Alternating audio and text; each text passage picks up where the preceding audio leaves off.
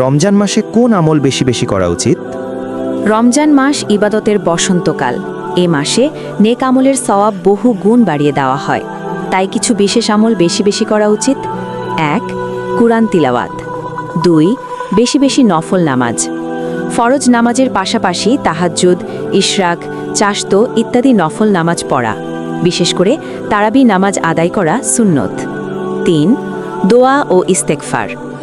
রমজান দোয়া কবুলের মাস, বেশি বেশি পড়ুন আস্তাগফিরুল্লাহ, সুবহানাল্লাহ, আলহামদুলিল্লাহ, আল্লাহু আকবার। দরুদ শরীফ। ৪. দান সাদাকা। মুহাম্মদ সাল্লাল্লাহু আলাইহি ওয়াসাল্লাম রমজানে সবচেয়ে বেশি দান করতেন।